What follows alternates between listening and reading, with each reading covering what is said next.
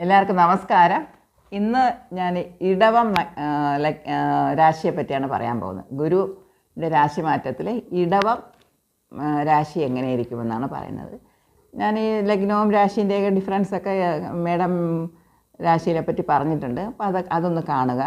അപ്പോൾ കഴിഞ്ഞ വീഡിയോയിൽ ഒരു കമൻ്റ് ഉണ്ടായിരുന്നു, മോശമായ പ്രവചനമായിരുന്നു എന്ന്. കാരണം എന്താണ് കാണുന്നു, ആ ഒരു വർഷം എന്താണ് നമുക്ക് ഗുരു തരാൻ പോകുന്നു ഓരോ രാശിക്കാർക്കും, അതാണ് ഞാൻ പറഞ്ഞത്. അത് നല്ലതുമാവാം, മോശമായ കാര്യങ്ങളും ആവാം.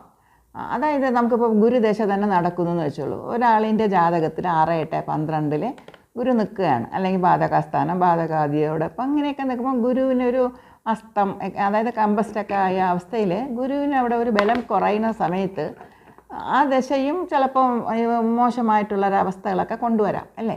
അപ്പോൾ 16 വർഷമാണ് ഗുരുവിൻ്റെ ദശ.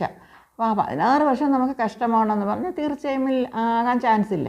കാരണം അതിൽ പല അപഹാരങ്ങൾ വരാം, ഒക്കെ മാറി മാറി വരുന്നതുകൊണ്ട് കുറച്ച് റിലീഫ് ഉണ്ടായിരിക്കാം. പക്ഷേ എന്നിരുന്നാലും നമ്മളുടെ ഈ ഗോചരത്തിലും ഈ 16 വർഷവും ഗോചരത്തിൽ ഇങ്ങനെ ഗുരു മാറിക്കൊണ്ടിരിക്കുകയാണ്. അപ്പോൾ ഓരോ പ്രാവശ്യവും ആ ഒരു റിലീഫ് നമുക്ക് നല്ല സമയമാണെങ്കിൽ ഒരു റിലീഫ് നമുക്ക് തരും. ആ കഷ്ടത്തിലും നമുക്കൊരു ചെറിയ റിലീഫ് കിട്ടും.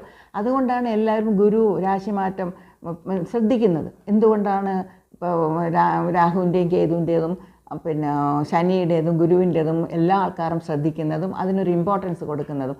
അപ്പം ബുദ്ധിമുട്ടിലൂടെ കടന്നു പോവുകയാണെങ്കിൽ ഇതിനൊരു റിലീഫ് കിട്ടും എന്നുള്ള രീതിയിലാണ് നോക്കുന്നത് അല്ലേ. അപ്പം എപ്പോഴും അങ്ങനെ തന്നെയാണ്. പൊതുവേ നമ്മൾ പറഞ്ഞു കേട്ടിട്ടുണ്ട്, രാഹുദേശ, കേതുദേശ അല്ലെങ്കിൽ ശനിദേശയൊക്കെ ഒരുവിധം ബെറ്റർ ആയിരുന്നു, ഗുരുദശ വളരെ മോശമായിരുന്നു എന്ന് പറയുന്നില്ലേ. അത് ഇതുകൊണ്ടാണ്, ഗുരു വല്ലാത്തൊരവസ്ഥയിലായിരിക്കും ജാതകത്തിൽ. അപ്പോൾ അങ്ങനെയാണ് നമുക്ക് ഈ ഒരു ഗോചരത്തിൽ നമുക്ക് കിട്ടുന്നത്. അപ്പോൾ ഗോചരം എന്ന് പറയുന്നത് 100% അങ്ങനെ നടക്കുമെന്നും ഒന്നും പറയാൻ പറ്റില്ല. നമ്മുടെ ജാതകത്തിൽ നമുക്ക് ആ ഒരു പ്രോമിസ് വേണം, അതേപോലെ ഒരു ദശ നടക്കണം, ആ ദശ നടക്കണം, അതിന് ഗോചരം സപ്പോർട്ട് ചെയ്യണം. ഇങ്ങനെയൊക്കെ വന്നാൽ ഫുൾ ആ ഈവൻ്റ് നടക്കുമെന്ന് പറയാൻ പറ്റുള്ളൂ. നമ്മുടെ ജാതകത്തിൽ പ്രൈം മിനിസ്റ്റർ ആവണമെന്നൊരു യോഗമുണ്ടെങ്കിൽ ഇതൊക്കെ ആ ദശ നടക്കും, ഗോചരം നടക്കും, കറക്റ്റ് ട്രിഗർ ആവും. അല്ലെങ്കിൽ ഒരു ആക്സിഡൻറ്റ് നടക്കണം, അല്ലെങ്കിൽ ഒരു അസുഖമായി ഹോസ്പിറ്റലിൽ 10 ദിവസം കിടക്കണമെങ്കിൽ അതും അങ്ങനെ തന്നെയാണ്. അതിന് ഒരു മാറ്റമില്ല. അത് ഗ്രഹങ്ങൾ കൊണ്ടുവരാം. നമ്മുടെ ജാതകത്തിൽ നമ്മൾ എന്ത് കർമ്മ ചെയ്തിട്ടുണ്ടോ ആ കർമ്മയ്ക്കനുസരിച്ച് നമ്മുടെ ജീവിതം മുന്നോട്ട് പോയിക്കൊണ്ടിരിക്കുകയാണ്. അതിൽ വിശ്വാസമുള്ളവർക്ക് ജ്യോതിഷത്തിൽ വിശ്വസിക്കാം, അല്ലാത്തവർക്ക് ഒന്നുമില്ല. അല്ലാത്ത ആളുകളൊക്കെ ജീവിക്കുന്നുണ്ട്. അതൊന്നും അവരവരുടെ സ്വന്തം അധ്വാനമാണെന്ന രീതിയിലും അവർ പ്രപഞ്ചത്തിനെ വിശ്വസിച്ച് പോയിക്കൊണ്ടിരിക്കുകയാണ്. അതിലിപ്പോൾ ജ്യോതിഷത്തിൽ എല്ലാവരും വിശ്വസിക്കണമെന്നുള്ള ഒരു ചിട്ടയുമില്ല, മനസ്സിലായില്ലേ. പക്ഷേ ജ്യോതിഷത്തിൽ വിശ്വാസമുള്ളവരാണ് കാണുന്നത്. അപ്പോൾ അവർക്ക് ഫേവറായിട്ടോ ഈ വീഡിയോ കാണുന്നത്. അപ്പോൾ അതിൽ അവർക്ക് ഫേവറബിളായിട്ടൊന്നും എനിക്ക് പറയാൻ പറ്റില്ല. ഗുരു മേടത്തിൽ നിൽക്കുമ്പോൾ കടം വാങ്ങരുതെന്നാണ് ഈ വർഷത്തേക്ക് പറയുന്നത്. കാരണം അവിടെ കേതു നിൽക്കുന്നുണ്ട്. ആ ഗുരു അവിടെ 6ാം ഭാവത്തിലാണ് ഗുരു നോക്കുന്നത്. കടം വരാനുള്ള ചാൻസ് ഉണ്ട്. അവിടെ ആൾറെഡി കേതു നിൽക്കുന്നുണ്ട്. അപ്പം കടം നിങ്ങൾ വാങ്ങരുത് എന്നാണ് അവിടെ അടിച്ച് പറയുന്നത്. അതാണ് വണ്ടിയിലൊക്കെ പോകുമ്പോൾ വളരെ ശ്രദ്ധിക്കണം. എവിടെയെങ്കിലും തട്ടുവൊക്കെ പെടാം, ബൈക്കിൽ നിന്നൊക്കെ മറിഞ്ഞു വീഴാം, ഇങ്ങനെയൊക്കെയുള്ള പ്രശ്നങ്ങളുണ്ടാവും എന്നും കാണിക്കുന്നുണ്ട്. കോർട്ട് കേസ് വഴക്കൊക്കെ നിങ്ങളായിട്ട് പോയി ഒരു കേസിനും പോയി ചാടരുത്. മാക്സിമം കോംപ്രമൈസിൽ പോയിക്കൊണ്ടിരിക്കണം എന്നുള്ള രീതിയാണ് പറയുന്നത്. അതൊരു അലേർട്ടാണ് കൊടുക്കുന്നത്. നിങ്ങൾ അതൊക്കെ ഈ കാര്യങ്ങളൊക്കെ ശ്രദ്ധിക്കണം. അല്ലാതെ വെറുതെ ഗുരുവിൻ്റെ രാശിമാറ്റം എങ്ങനെ പറയാൻ പറ്റും? നിങ്ങൾക്കെല്ലാം നല്ലതാണ്, ഒരു ചെറിയ പനി വന്നിട്ട് പോകും, വലിയ പ്രശ്നങ്ങളായിരിക്കും ഹോസ്പിറ്റലിൽ. ചിലപ്പോൾ എൻ്റെ വീഡിയോ തന്നെ ആരെങ്കിലും ഹോസ്പിറ്റലിൽ ഇരുന്ന് കാണുന്നതായിരിക്കും. അവിടെ അച്ഛനെ അഡ്മിറ്റ് ചെയ്തിട്ടോ അല്ലെങ്കിൽ വൈഫിന് സുഖമില്ല എന്ന് പറഞ്ഞിട്ട് എന്തെങ്കിലും ചെക്കപ്പിന് കൊണ്ടുവന്നിട്ടോ ആ സമയത്തായിരിക്കും എൻ്റെ വീഡിയോ അവരവിടെ ഇരുന്ന് കാണുന്നത്. അപ്പോൾ ഞാൻ പറയാൻ പറ്റുമോ ചെറിയൊരു പനി വന്നിട്ട് അങ്ങ് പോവും, അല്ലെങ്കിൽ ചെറിയൊരു ഒരു അലർജി വന്നിട്ട് പോകും, അങ്ങനെ പറയാൻ പറ്റുമോ? അല്ലെങ്കിൽ സോപ്പിട്ട് അങ്ങനെ സംസാരിക്കാൻ പറ്റുമോ? നോ, ഒരിക്കലും അങ്ങനെ പറയാനേ പാടില്ല. എത്ര വലിയ ആൾക്കാർ ഒരു ജാതകം കൊണ്ടുവരുമ്പോഴും അവർ വലിയ ആഭരണങ്ങളൊക്കെ ഇട്ടിട്ട് നല്ല സെൻറ്റൊക്കെ പൂശിയിട്ട് വന്നാലും നമുക്ക് ആ ജാതകത്തിൽ എന്താണ് കാണുന്നത് എന്ന് നമ്മൾ നോക്കി പറയണം. അവരൊക്കെ കടത്തിലായിരിക്കും. അടുത്ത നിമിഷം അവരിതെല്ലാം കൊണ്ട് വലിയ കാറിലൊക്കെ BMW വന്ന് ഇറങ്ങും. തിരിച്ചവർ പോണ വഴിയിൽ കാറിനെ വിൽക്കാനായിരിക്കും പോകുന്നത്. നമ്മൾ ആ ജാതകത്തിൽ കണ്ടാണ് ഫലങ്ങൾ പറയേണ്ടത്. അതുപോലെ കണ്ടാൽ തോന്നും ഒരു ഗതിയും പരഗതിയും ഇല്ലാത്ത ആളെന്ന് തോന്നും. വെറുതെ ഒരു പ്ലാസ്റ്റിക് കവറും ഒരു സാധാരണ ഒരു മുണ്ടും ഒരു ഷർട്ട് ഇട്ട് വരുന്ന ആൾക്കാരുണ്ട്. ഞാൻ കണ്ടിട്ടുണ്ട്, എൻ്റെ ഗുരുവിൻ്റെയൊക്കെ സ്ഥലങ്ങളിൽ ഞാൻ കണ്ടിട്ടുണ്ട്. വന്ന് നിൽക്കും, അവരെ കണ്ടാൽ ഒന്നും തോന്നില്ല. പക്ഷേ അവരൊക്കെ കോടിക്കണക്കിന് ചിലവാക്കി കോംപ്ലക്സ് കെട്ടുന്ന യോഗമുള്ള ജാതകമായിരിക്കും അവർ. അത് തന്നെ ഡേറ്റ് കുറിക്കാനായിരിക്കും വന്ന് നിൽക്കുന്നത്. നമുക്ക് ആരെയും ജഡ്ജ് ചെയ്യാൻ പറ്റില്ല. അപ്പോൾ ഈ ജാതകത്തിൽ കാണുന്ന കാര്യങ്ങൾ അങ്ങനെ തന്നെ പറയാൻ പറ്റുള്ളൂ. അല്ലാതെ അതിനെ ഒളിച്ച് മറച്ച് നല്ലതാണെന്ന് പറഞ്ഞ് നാളെ എനിക്ക് ഇവിടെ നിന്ന് ഇവർ പറയുന്നതൊക്കെ പൊട്ടത്തെറ്റെന്നല്ലേ പറയുള്ളൂ. അതുകൊണ്ട് അങ്ങനെയുള്ള കമൻറ്റുകൾ ഒഴിവാക്കുക. കാണാൻ താല്പര്യമുള്ളവർ മാത്രം കാണുക, അല്ലാത്തവർ വീഡിയോ കാണണ്ട. അത്രയേ ഉള്ളൂ. മനസ്സിലായില്ലേ? ആരെയും സോപ്പിട്ടെന്നും ഒന്നും ജ്യോതിഷത്തിലൊന്നും പറയാൻ പറ്റില്ല. അങ്ങനെ പറയുന്നെങ്കിൽ തെറ്റാണ്. അതേ പറയുള്ളൂ. കാണുന്ന കാര്യം പക്ഷേ നമുക്ക് പ്രശ്നങ്ങൾ സീരിയസ് ആണെങ്കിൽ അവരോട് സോഫ്റ്റായി പറഞ്ഞു കൊടുക്കാം, ഇങ്ങനെയൊക്കെയുള്ള പ്രശ്നങ്ങളാണ് എന്നുള്ളത്. പിന്നെ ഞാൻ പറയുന്ന കാര്യങ്ങളെല്ലാം പൊതുവായിട്ടുള്ള കാര്യങ്ങൾ മാത്രമാണ്. ആരുടെ ജാതകവും എനിക്കറിയില്ല. അവരുടെയൊക്കെ ജാതകം നല്ല മേന്മയേറിയ ജാതകമാണെങ്കിൽ അവർക്കൊന്നും പ്രശ്നമേ ഇല്ല. അവർക്ക് കോടിക്കണക്കിന് കടം ഉണ്ടെങ്കിലും അതിനേക്കാൾ ആസ്തി കാണും, പ്രശ്നമില്ല. ഞാൻ പറയുന്ന സാധാരണ ആൾക്കാർ ആഗ്രഹം കൊണ്ടൊക്കെ പോയി ലോൺ വാങ്ങുന്നതും അങ്ങനെയൊക്കെയുള്ള ബുദ്ധിമുട്ട്, പണം കിട്ടും എത്ര വേണമെങ്കിലും വീട്ടിൽ കൊണ്ടുവന്ന് പണം തന്നിട്ട് പോകുന്ന ആൾക്കാരും കാണും. ഇവർക്ക് ഫ്രണ്ട്സ് ആ പണത്തിലൊക്കെ എടുത്ത് അനാവശ്യമായിട്ട് ചിലവാക്കരുതെന്നുള്ള ഉദ്ദേശത്തിലാണ് പറഞ്ഞത്. കടം വാങ്ങാൻ പാടില്ല. അതുപോലെ എന്തെങ്കിലുമൊക്കെ ദാനം ചെയ്യാം. മേടത്തിലും 8 നോക്കുന്നുണ്ട്. അപ്പോൾ ആയുസിനൊക്കെ ദോഷം വരുന്ന മാതിരിയൊക്കെ ഉണ്ട്. അപ്പോൾ അതുകൊണ്ട് അതായത് എന്തെങ്കിലുമൊക്കെ അസുഖങ്ങൾ കുറച്ച് വരാനൊക്കെ ചാൻസ് ഉണ്ട്. അപ്പോൾ എന്ത് ചെയ്യണം? ഒരു ഇൻഷുറൻസൊക്കെ ഇട്ട് നോക്കുക. ആർക്കെങ്കിലുമൊക്കെ മെഡിക്കൽ അതായത് മെഡിസിനൊക്കെ വാങ്ങി ദാനം കൊടുക്കുക.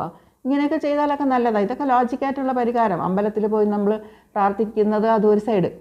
പക്ഷേ അതിനേക്കാളും നമ്മൾ ഈ കാര്യങ്ങൾ പാവങ്ങൾക്ക് എന്തെങ്കിലുമൊക്കെ ഹെൽപ്പ് ചെയ്യാം. മെഡിസിനൊക്കെ വാങ്ങാൻ വഴിയില്ലാതെ എത്ര ആൾക്കാരുണ്ട്, അവർക്ക് ദാനം കൊടുക്കാം. അതുപോലെ ഇൻഷുറൻസ്, മെഡിക്കൽ ഇൻഷുറൻസ് ഇടാം. ആർക്കെങ്കിലും പ്രയോജനപ്പെടില്ലേ? അപ്പോൾ അതൊക്കെ നമുക്കൊരു പാതുകാപ്പ്, നമുക്കൊരു സേഫ്റ്റി ആയിട്ടുള്ള കാര്യങ്ങൾ ഇങ്ങനെയൊക്കെ നിങ്ങൾ ചെയ്യാം. അതിനു വേണ്ടിയാണ് ഞാൻ പറയുന്നത്. അല്ലാതെ ആർക്കും എല്ലാവർക്കും നല്ലതെന്നുള്ള രീതിയിലൊന്നും ജ്യോതിഷത്തിൽ പറയാനേ പറ്റില്ല. ചില കാര്യങ്ങൾ പറഞ്ഞു തന്നാലല്ലേ മനസ്സിലാവുകയുള്ളൂ. അതുകൊണ്ടാണ് പറയുന്നത്. അപ്പോൾ ചിലപ്പോൾ എല്ലാവരും വിചാരിക്കും ഗുരു നോക്കുന്നതുകൊണ്ട് 6ാം ഭാവത്തെ നോക്കുന്നതുകൊണ്ട് കടം വരില്ല, രോഗം വരില്ല, വഴക്കുള്ള ശത്രുക്കൾ ഒന്നും വരില്ല, എനിക്ക് നല്ലതാണെന്ന് പറയും. അതുപോലെ 8 നോക്കുന്നുണ്ട് ആയുസ് എനിക്ക് ദീർഘമാണ്. ആയുസ് ദീർഘമാണ്. അതിന് മുമ്പ് പല പ്രശ്നങ്ങൾ വന്നിട്ട് ആയുസിനെ തരും. മനസ്സിലായില്ലേ? അപ്പോൾ ഇങ്ങനെയൊക്കെ ഉള്ള പിന്നെ 10 എന്നുള്ളത് ആർക്കും അറിയില്ല. എല്ലാവരും 10 എന്ന് പറഞ്ഞാൽ തൊഴിൽ എന്നാണ് പറയണത്. തൊഴിലല്ല ഇവിടെ, കർമ്മ. നമ്മൾ വാങ്ങിക്കൊണ്ടുവന്ന കർമ്മ. അതുപോലെ നമ്മളെ കർമ്മപുത്രൻ. അതുപോലെ കർമ്മം ചെയ്യുന്നത്, നമുക്ക് അവസാനം നമുക്ക് അന്ത്യകർമ്മം ചെയ്യുന്നത്, ഇതൊക്കെയാണ് 10ാം ഭാവം. ആരോട് ചോദിച്ചാലും 10ാം ഭാവം തൊഴിൽ മാത്രമേ പറയുള്ളൂ. ഈ ബാക്കി കാര്യങ്ങളൊന്നും ആരും പറയാറില്ല. അപ്പോൾ ഇതൊക്കെ കാര്യങ്ങളൊക്കെ നമ്മൾ മനസ്സിലാക്കിയതുകൊണ്ടാണ് ഞാനിത് ഓപ്പണായിട്ട് പറയുന്നത്. ഓക്കെ, അതുകൊണ്ട് കാണുന്നവർ മനസ്സിലാക്കുക, എന്താണ് പറയുന്നത് അതനുസരിച്ച് കുറച്ച് ശ്രദ്ധിച്ചാൽ അവരവർക്ക് നല്ലത്. അത്രയേ ഉള്ളൂ. ഓക്കെ, ഇത് വെറും പൊതുവായിട്ടുള്ള കാര്യങ്ങൾ മാത്രമാണ്. പിന്നെ ഗോചരത്തിൽ 100% ഒന്നും നടക്കില്ല, ഒരു 50% നടക്കും. ബാക്കി കാര്യങ്ങൾ നമ്മുടെ ജാതകത്തിലുള്ള പ്രോമിസിനനുസരിച്ച് മാത്രമേ നടക്കുകയുള്ളൂ. ഓക്കെ, അപ്പോൾ അടുത്ത് ഞാൻ ഇടവത്തിനെ പറ്റി പറയുകയാണ്. അപ്പോൾ ഇടവത്തിൽ ചന്ദ്രൻ നിൽക്കുന്നത് ഇടവരാശിയാണ് പറയുന്നത്. അപ്പോൾ അവിടെ ഗുരു നിൽക്കുകയാണ്. അപ്പോൾ ജന്മത്തിൽ ഗുരു വരുന്നു. അപ്പോൾ ജന്മത്തിൽ ഗുരു വരുന്ന കാലം. അപ്പോൾ അതേസമയം ഇവിടെ 8ൻ്റെയും 11ൻ്റെയും അധിപതിയാണ്. 1, 2, 3, 4, 5, 6, 7, 8. അപ്പോൾ 8 ഇവിടെ ഗുരുവല്ലേ, ഇവിടെ ഇതും ഗുരുവാണല്ലേ. അപ്പം 8, 9, 10. അപ്പോൾ 8ൻ്റെയും 11ൻ്റെയും അധിപതിയാണ് ഇടവത്തിൽ നിൽക്കുന്നത്, ഇടവരാശിയിൽ നിൽക്കുന്നത്. അപ്പോൾ നമ്മൾ ഇവിടെ നിന്നുകൊണ്ട് 5നെ നോക്കും, 7നെ നോക്കും, 9നെ നോക്കും. അപ്പോൾ അങ്ങനെ അപ്പോൾ നമ്മൾ കണക്ഷൻ വരുന്നത് 1, 5, 7, 9. ഇത് ഇത്രയും നമുക്ക് നോക്കാം.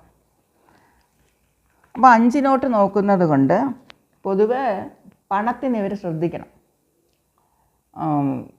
ചിലർക്ക് 5ാം ഭാവത്തിൽ കുഞ്ഞുങ്ങളുടെ സ്ഥാനം, കുഞ്ഞുങ്ങളെ പറ്റി ഒരു ആദിയായിരിക്കും. എന്തെങ്കിലും ഒരു വിഷയത്തിൽ കുഞ്ഞുങ്ങളെപ്പറ്റി ഭയങ്കര ആദിയായിരിക്കും.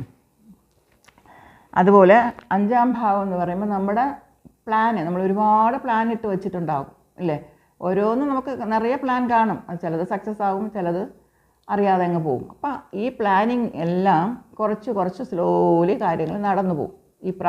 ഈ വർഷം കുറച്ച് നടക്കാനുള്ള ചാൻസ് കാണുന്നുണ്ട്. പിന്നെ ഇവർ പോകാൻ പാടില്ലാത്തത് ഷെയർ മാർക്കറ്റ്, സ്റ്റോക്ക് മാർക്കറ്റ്, പിന്നെ MLM, ക്രിപ്റ്റോ കറൻസി, അല്ലെങ്കിൽ എന്താ പറയുക ഫിനാൻസ്, ചിറ്റ് ഫണ്ട്, ഇങ്ങനെയുള്ള പണങ്ങൾ നമ്മൾ വിശ്വസിച്ച് കൊണ്ട് കൂടുതൽ കിട്ടുമെന്നുള്ള അല്ലെങ്കിൽ ഇൻട്രസ്റ്റിന് പണം കൊടുക്കുന്നത് പിന്നെ ആ രീതിയിലുള്ളതിലൊന്നും പോയി ചാടരുത്. കാരണം ഇവർക്ക് പണം തികയില്ല. അതാണ് ഈ വർഷം ഇവർക്ക് പണം ഒന്നിനും തികയില്ല. അപ്പോൾ അതുകൊണ്ട് ഈ തരത്തിലുള്ള കാര്യങ്ങളിലൊക്കെ പോയി പണത്തിനെ മുടക്കാൻ പാടില്ലെന്നാണ് കാണിക്കുന്നത്. അവിടെ കേതു ഇരിക്കുന്നു. അപ്പോൾ അതുകൊണ്ട് നിങ്ങൾ ഒരിക്കലും ആ ഒരു പ്രശ്നത്തിലോട്ട് പോകരുത്. പിന്നെ ചില വൈഫിൻ്റെ സൈഡിൽ ചിലപ്പോൾ ഇവർക്ക് വിവാഹം കഴിഞ്ഞ സമയത്ത് വൈഫിന് ഡൗറി കൊടുത്തിട്ടുണ്ടാവാം, ചിലപ്പോൾ ഒരു സ്ഥലമോ മറ്റും കൊടുത്തിട്ടുണ്ടാവാം. അപ്പം അങ്ങനെയൊക്കെ ആണെങ്കിൽ ചിലപ്പോൾ ബിൽഡിംഗ് ആയിട്ടേ കൊടുത്തിട്ടുണ്ടാവും. അപ്പം ഇവർക്ക് അതിനെ വാടക കിട്ടുന്ന രീതിയിൽ അതിനെ ഒരു വരുമാനമാക്കാൻ പറ്റുമെന്നാണ് കാണിക്കുന്നത്.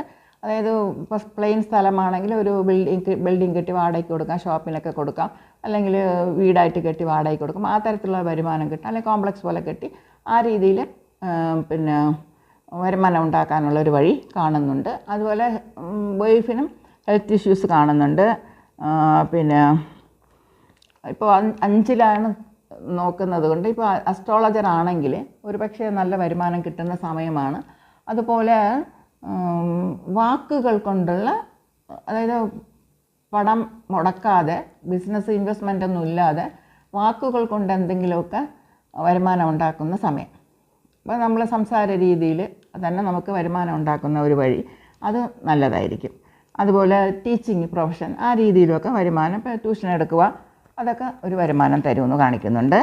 പിന്നെ ഇപ്പോൾ ഇവിടെ ചന്ദ്രൻ വെള്ളമാണ് പറയുന്നത്. അപ്പോൾ ഗുരു നിൽക്കുന്നത് കൊണ്ട് പെരുപ്പിക്കും, വളർച്ചയാണ്. അപ്പോൾ ഇവർ ബോറൊക്കെ എടുക്കുകയാണെങ്കിൽ വീട്ടിൽ വെള്ളം നിറയെ കിട്ടും. അപ്പോൾ നല്ല വെള്ളം, പിന്നെ ഉപ്പ് വെള്ളം, പാറയ്ക്കിടയിലുള്ള വെള്ളം, ഇങ്ങനെയൊക്കെ ഉണ്ട്. അപ്പോൾ ചിലപ്പോൾ നമ്മൾ കിണറൊക്കെ കുഴിക്കുമ്പോൾ പിന്നെ പാറ തട്ടുമല്ലേ, പെട്ടെന്നൊന്നും ആഴത്തിൽ കിട്ടില്ല. അപ്പോൾ ഈ ചിലർക്ക് പാറയ്ക്ക് ഇടയിലൂടെ വെള്ളം വരും. അപ്പം അങ്ങനെ, അപ്പോൾ എൻ്റെ വീട്ടിൽ അങ്ങനെയാണ്. കാരണം പകുതി പാറയാണ്, അതിനുശേഷം പകുതിയിലെ വെള്ളം ഇങ്ങനെ ചന്ദ്രക്കല പോലെ കിടക്കും വെള്ളം. അപ്പോൾ അങ്ങനെയൊക്കെ നക്ഷത്രങ്ങൾ. അപ്പോൾ കാർത്തികയാണ് പാറയ്ക്ക് ഇടയിലൂടെയുള്ള വെള്ളം, അശ്വതിയാണെങ്കിൽ ഉപ്പ് വെള്ളം, ഭരണിയാണെങ്കിൽ നല്ല വെള്ളം, നല്ല ശുദ്ധവെള്ളം. അപ്പോൾ ഈ വെള്ളം കിട്ടുന്നതിനും നക്ഷത്രങ്ങളുണ്ട്. അപ്പോൾ നക്ഷത്രങ്ങൾക്ക് വാല്യൂ ഉണ്ടെന്നുള്ളത് മനസ്സിലാക്കിക്കൊള്ളണം നിങ്ങൾ. അല്ലെങ്കിൽ നിങ്ങൾ ഇതൊന്നും അറിയില്ലെങ്കിൽ എങ്ങനെ പറയും ഉപ്പുവെള്ളം കിട്ടുമോ, നല്ല വെള്ളം കിട്ടുമോ എന്ന് പറയാൻ പറ്റില്ലല്ലോ, അല്ലേ? ഇതൊക്കെ ശ്രദ്ധിക്കണം. പിന്നെ അതേസമയം ഇപ്പം ബാധകസ്ഥാനമാണെങ്കിൽ സൂക്ഷിക്കണം. അപ്പോൾ ഇവിടെ കർക്കിടക ലഗ്നമാണെങ്കിൽ, ഇതിപ്പോൾ കർക്കിടക രാശി എന്ന് വെച്ചോളൂ, ഇത് ഇടവമല്ല, ഇത് കർക്കിടക രാശിയാണെങ്കിൽ ഇവിടെ 11ആണ് ഗുരു നിൽക്കുന്നത്. അവർക്ക് ചിലപ്പോൾ ആ രീതിയിലുള്ള ഒരു ബുദ്ധിമുട്ടുണ്ടാവാം. പക്ഷേ ഇവർക്കതല്ല, ഇവർക്ക് നല്ല വെള്ളം കിട്ടും. ഇടവ രാശിക്കാർക്ക് നല്ല വെള്ളം കിട്ടാനുള്ള ഒരു ചാൻസ് കാണുന്നുണ്ട്. അപ്പോൾ 8, 11 അതാണ് മെയിൻ. അപ്പോൾ 8 എന്നുള്ളത് 11 കാണിക്കുന്നുണ്ട്. 8 എന്നുള്ളത് ഒരു എന്താ പറയണ ആയുർഭാവമാണല്ലേ.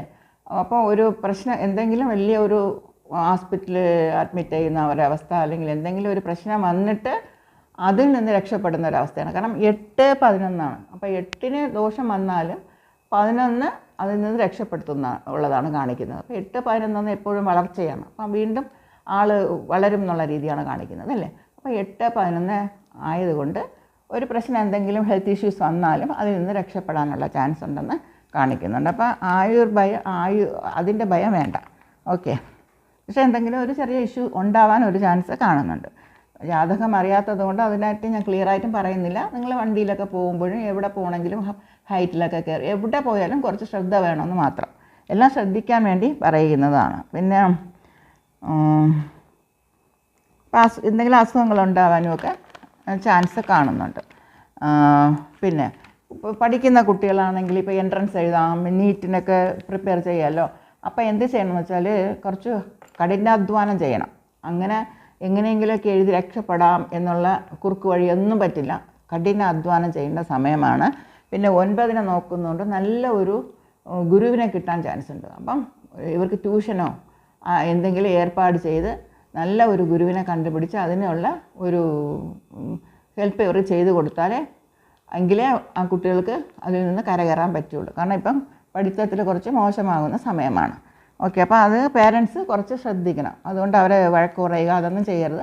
അവർക്ക് വേണ്ട സപ്പോർട്ട് കൊടുക്കുക, മോറൽ സപ്പോർട്ടും ശരി, പഠിക്കുന്നതിന് വേണ്ടിയുള്ള സപ്പോർട്ടും കൊടുക്കുക. അതുപോലെ ട്രാൻസ്ഫർ ഉണ്ടാവാം. ട്രാൻസ്ഫർ എന്ന് പറഞ്ഞാൽ ജോലിയായിട്ടും തൊഴിലായിട്ടും ഒക്കെ ട്രാൻസ്ഫർ ആവാം, അല്ലെങ്കിൽ വീട് തന്നെ മാറി താമസിക്കാൻ ചാൻസ് വരാം, അല്ലെങ്കിൽ വീടിൻ്റെ ഒരു ഭാഗം പൊളിച്ച് മാറ്റിയിട്ട് വീണ്ടും വേറെ എന്തെങ്കിലും മാറ്റിക്കെട്ടുന്ന ഒരവസ്ഥയും ഉണ്ടാവാനുള്ള ചാൻസ് ഉണ്ടാവും. പിന്നെ അതുപോലെ വാഹനം മാറ്റാം, അല്ലെങ്കിൽ സർവീസിനെ കൊടുത്ത് പുതിയതുപോലെ ആക്കാം. ആ നമ്മുടെ കയ്യിലിരിക്കുന്ന വാഹനം അങ്ങനെയും ചെയ്യാം. ചിലർക്ക് കാശുണ്ടെങ്കിൽ അവർക്ക് പുതിയ കാറോ പുതിയ ബൈക്ക് അങ്ങനെയൊക്കെ വാങ്ങാം. അല്ലാത്തവർക്ക് അതിനെ സർവീസ് ചെയ്ത് പുതിയ രീതിയിലാക്കാനുള്ള ഒരു ചാൻസ് കാണുന്നുണ്ട്. പിന്നെ 8, 7, 8, 9 ഒക്കെ എല്ലാം കണക്ട് ചെയ്ത് വരുന്നത് കൊണ്ട് ഇവർക്ക് ഫോറിൻ ടൂർ പോകാനുള്ള ചാൻസ് ഉണ്ട്. കാരണം 2 തരത്തിലാണ്. ചിലർക്ക് പണമുള്ളവർ ഫോറിനിൽ പോകും, അല്ലാത്ത ആൾക്കാർ തീർത്ഥയാത്ര പോകും. അപ്പോൾ 2 തരത്തിൽ നമുക്ക് എടുക്കാം. ഫോറിനിലും പോകാൻ ആൾക്കാർക്ക് പോവാം, അല്ലെങ്കിൽ ഇങ്ങനെ സ്പിരിച്വൽ ലൈനിലുള്ള യാത്രയും ആവാം. എങ്ങനെ വേണമെങ്കിലും എടുക്കാം. അത് അവരുടെ പണത്തിന് പുറത്ത് അല്ലെങ്കിൽ അവരുടെ ആഗ്രഹങ്ങൾക്ക് പുറത്ത്. ഞാൻ പറഞ്ഞില്ല, പ്ലാൻ വന്ന് സക്സസ് ആവും. കുറച്ച് സ്ലോലി അവർക്കത് ശരിയായി വരും. അപ്പോൾ കുറേ വർഷത്തെ പ്ലാനായിരിക്കും ഫോറിനിൽ ഒന്ന് പോകാമെന്ന്. ചിലപ്പോൾ അത് ഈ വർഷം സാധിക്കാം. ഓക്കെ, അതുപോലെ കുറച്ച് വയസ്സായ ആൾക്കാർ വിചാരിക്കും ഒരു ട്രിപ്പ് അടിക്കുക അമ്പലങ്ങളിലൊക്കെന്ന്. അപ്പോൾ അവർക്ക് ചിലപ്പോൾ സാധിക്കാം. ഓക്കെ, അതാണ് പറയുന്നത്. പിന്നെ അതെല്ലാത്തിനും പ്രശ്നം പണം തികയാത്ത കാരണം ഹെൽത്ത് ഇഷ്യൂസ് ഉണ്ടാവാം, ഉറക്കം കുറയാം. ഇതൊക്കെ ഇടവത്തിന് കാണിക്കുന്നുണ്ട്. അപ്പോൾ ഇതിൽ നിന്നൊക്കെ നിങ്ങൾ കുറച്ച് ശ്രദ്ധിച്ചിട്ട് പണവിഷയത്തിലൊക്കെ കുറച്ച് ശ്രദ്ധിക്കുക. അപ്പോൾ എന്ത് ചെയ്യണമെന്ന് വെച്ചാൽ കുട്ടികൾക്ക് കുറച്ച് ഫുഡൊക്കെ വാങ്ങിക്കൊടുക്കുക. അനാഥ ആശ്രമത്തിലൊക്കെ പോയിട്ട് അവർക്കെല്ലാം നിറയെ എന്തെങ്കിലുമൊക്കെ അവർക്ക് കൊച്ചു കുട്ടികളല്ലേ, അവർ എല്ലാ ബേക്കറി ഐറ്റംസൊക്കെ അവർക്ക് ഇൻട്രസ്റ്റ് കാണും കഴിക്കാൻ ഒക്കെ. അപ്പോൾ അതൊക്കെ വാങ്ങിക്കൊടുക്കാം. അപ്പോൾ എല്ലാവരും ചോറും അതൊക്കെ കൊടുക്കും. പക്ഷേ നിങ്ങൾക്ക് എന്തെങ്കിലും വ്യത്യസ്തമായിട്ട് കുട്ടികൾക്ക് ആഹാരം, സ്വീറ്റ്സ് എന്തെങ്കിലുമൊക്കെ വാങ്ങിക്കൊടുത്താലും നല്ലതാണ്. ആഹാരം വയറ് നിറച്ച് ആഹാരം വാങ്ങിക്കൊടുക്കുക കുട്ടികൾക്ക് എന്തായാലും. ഓക്കെ, അത് നിങ്ങൾക്ക് നല്ല തരത്തിലുള്ള ഒരു ഒരു പ്രശ്നങ്ങളൊക്കെ സോൾവായിട്ട് നല്ല രീതിയിൽ ഈ വർഷം കടന്നു പോട്ടെ. എല്ലാവർക്കും വേണ്ടി പ്രാർത്ഥിക്കുന്നു. Thank you. പിന്നെ ഒന്ന് പറയാം, ഇതൊക്കെ ഞാൻ ജാതകം കാണാതെ പറയുന്നതാണ്. അതുകൊണ്ട് ചിലപ്പം ചിലർക്കെല്ലാം അത് ശരിയാവാം. പക്ഷേ എല്ലാവരെയും സുഖിപ്പിച്ചുകൊണ്ട് ഒരു പ്രഡിക്ഷനൊക്കെ കഷ്ടമാണ്. മനസ്സിലായില്ലേ? അപ്പോൾ ശ്രദ്ധിക്കാൻ വേണ്ടിയാണ് ഇതൊക്കെ പറയുന്നത്. ഈ ഗോചരമൊക്കെ പറയുന്നത് ആ ഒരു വർഷകാലം നിങ്ങളൊന്ന് ശ്രദ്ധിച്ച് പോകണം എന്നുള്ളതാണ്. പണം നമ്മളെ കയ്യിൽ നിന്ന് അധികം വരയമാകാതെയും പിന്നെ കുടുംബക്കാരുമായിട്ടുമൊക്കെ ശണ്ടയാവാതെയും ഒക്കെ ജോലി സ്ഥലങ്ങളിലൊക്കെ ആർഗ്യുമെൻ്റ് ഒന്നും ഇല്ലാതെയും ഒക്കെ വണ്ടികളിലും ഒക്കെ പോകുമ്പോഴൊക്കെ ശ്രദ്ധിച്ചൊക്കെ പോകണം എന്നൊക്കെ ഉള്ളതാണ് കാണിക്കുന്നത്. മനസ്സിലായില്ല? അപ്പോൾ അതുകൊണ്ട് അതങ്ങനെ എല്ലാം നല്ലതെന്ന് പറഞ്ഞു പോയാൽ അത് ശരിയാവില്ല. അതുകൊണ്ടാണ് പല അസ്ട്രോളജേഴ്സിനെയും തെറ്റിപ്പറയുന്നു. അതുകൊണ്ട് ചിലർക്കത് അതായത് എന്താ പറയണേ, അറിയാമായിരിക്കും, പക്ഷെ അവർക്ക് പറയാനൊരു മടി കാണും. എല്ലാ ദോഷങ്ങൾ പറയാൻ പാടില്ല എന്നുള്ള രീതിയിൽ അവർ ആയിരിക്കാം. പക്ഷെ അങ്ങനെയല്ല, ഉള്ളതുപോലെ പറയണമെന്നുള്ളതാണ്. ഓക്കെ, അങ്ങനെ ആയാൽ ജ്യോതിഷത്തിൽ സത്യമുണ്ടാവും എന്നാണ് ഞാൻ വിശ്വസിക്കുന്നത്. പക്ഷേ വലിയ പ്രശ്നങ്ങളുണ്ടെങ്കിൽ നമുക്ക് ജാതകത്തിൽ കാണുമ്പോൾ വരുന്നവരോട് പക്വതയായിട്ട് പറഞ്ഞു കൊടുക്കണം. അതാണ്. അപ്പോൾ അതുകൊണ്ടാണ് എപ്പോഴും ഒരു ഗുരുവിൻ്റെ കയ്യിൽ നിന്ന് നമ്മൾ വിദ്യ അഭ്യസിക്കണം എന്ന് പറയുന്നത്. അവരതൊക്കെ പറഞ്ഞു തരും. അപ്പോൾ ആ രീതിയിൽ നമ്മൾ അവരോടും വരുന്നവരോടും പറഞ്ഞ് മനസ്സിലാക്കി കൊടുക്കാൻ പറ്റും. Okay, thank you. എല്ലാവർക്കും വേണ്ടി ഞാൻ പ്രാർത്ഥിക്കുന്നു. Thank you.